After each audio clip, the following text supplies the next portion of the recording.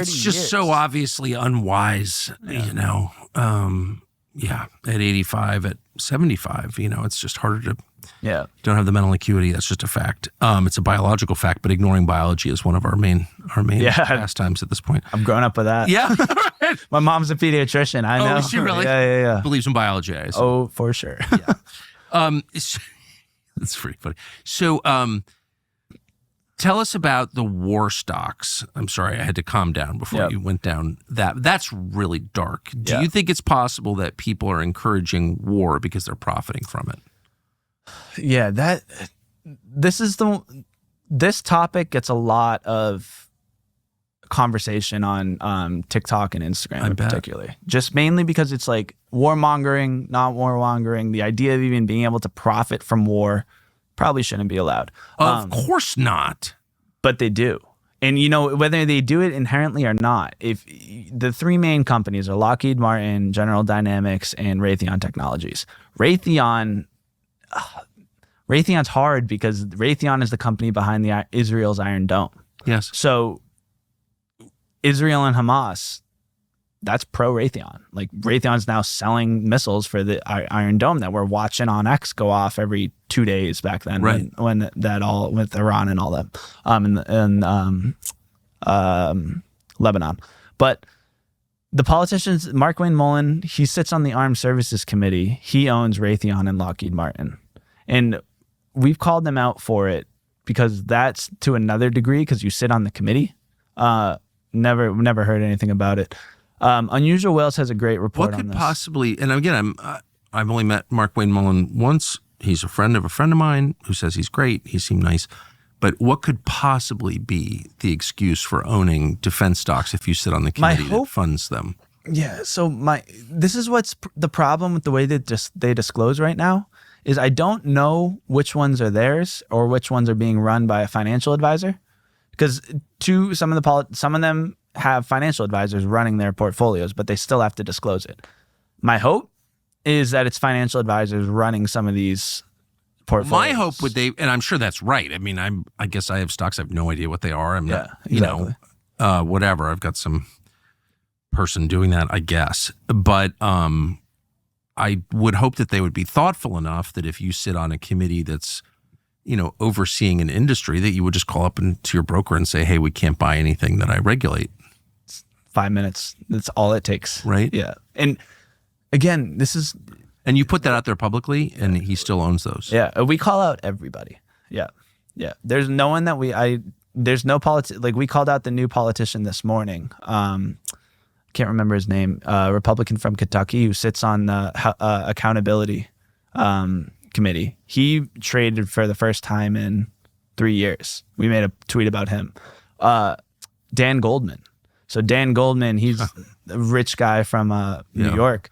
We called him out to the point where he stopped trading because we were making all these tweets of like... Well, he's got a ton of inherited money. A ton of inherited money, yeah. And credit to him. But I think this is the power of social media. And I think this is a win, in my opinion, is like put it in a blind trust or just tell while you're a freaking politician, just go put it in the market. Like, just don't buy individual stocks for the 4 or 5 years, 8, 10 years. Just put it in an index fund. Just put it in an index fund. Yeah, it's not... Just do what everyone else is doing, Like... Well, that's such a good point. It's not rocket science. And that's why I don't feel bad for calling out anybody. Because it's like Dan Crenshaw, you're going to complain about it, just sell out of it and go put it in an index fund. No one's stopping you. Well, then you could plausibly say if you had an index fund, which is just the whole market, you could just say, I'm betting on America. Great. Good for you. I want you to do that. Pro-America. And that's why, like, if you were to ask me what is the solution, I think the solution is kind of two things for how do you solve this whole thing. And again, like our mission is we're trying to instill trust back in society. Like I'm pro-America. I want my grandkids to do well. I don't think a society functions if you can't trust your institutions. That's right. And it starts with the politicians. So like look at, I'm going off on a tangent, but I live in LA. California, your heart breaks for it. And then you just are like, I don't know what to believe because you got Newsom, you got everything going on X, there's conflicting sides, and you go on and you say, hey, if you loot, you will get arrested. Okay, you guys are telling me that. I've watched for the past 2 years everybody loot and no one get arrested. So you're now at this point where we're supposed to trust you on this fact that, oh, if you loot now, you'll get arrested. Meanwhile, you've promoted and incentivized that behavior for people to get away with it. And what do you think happens? No one's going to believe you. The trust is gone. What happens? So do you feel, this is sidebar, but you feel as a resident of LA, Santa Monica, you've watched looting for the past 2 years. That's because that's really what it is. Yeah. I haven't seen it in particular, but I mean, you can't walk into a CVS. Like the amount of times I've walked into CVS and your heart breaks for the little girl behind the cashier having to deal with these guys just walking in and out. Like, because you do see it and it's scary. That's looting on smaller proportions, but you for sure see it in California. I think it's major. I think things fall apart when you see stuff like that. But why doesn't someone shoot them? I always think that. I only see it on video. I haven't been to a CVS in a while. Yeah. But I think it's just it's like you're begging for total collapse if you allow that. Exactly. And I'm a first principle thinker. I think it's trust. I just don't think people trust that things will get done. And now if you take it out, I love California. I don't think it's as bad as people make it sound. Yeah.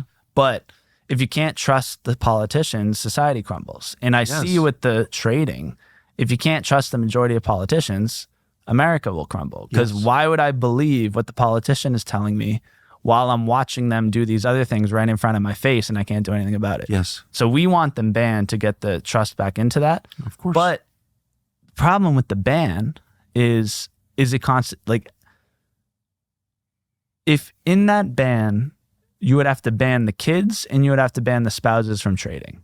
Is it constitutionally allowed to say, hey, say you're a senator from Florida and you're like, hey, Tucker, you want to be a senator? That's fine. But per the Stock Act, now your kids can't trade stocks and your spouse can't trade stocks.